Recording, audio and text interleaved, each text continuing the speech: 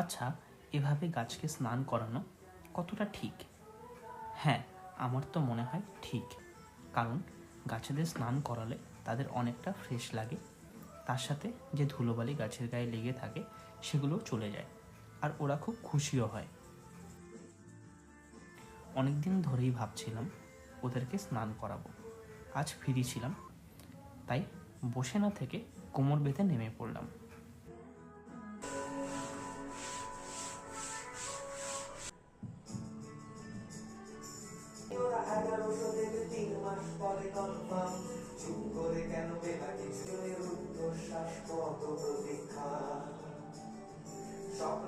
আচ্ছা, আমরা যারা বিবাহিত তাদের প্রত্যেককে একে অপরের কাজে সাহায্য করা উচিত।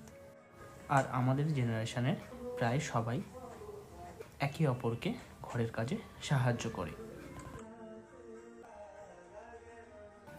আমার অফিস থাকে, তাই ঘরের বেশিরভাগটাই ওকেই সামলাতে হয়।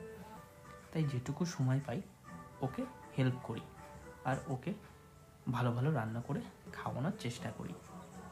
সত্যিই তো, তা না হলে আমরা একে অপরের পরিপূরক কীভাবে হব? আজ ঘরের কাজ করে উঠতে গিয়ে দুপুরের খাবারটা বেশি কিছু বানিয়ে উঠতে পারিনি, তাই একটু খিচুড়ি বানিয়ে ফেললাম।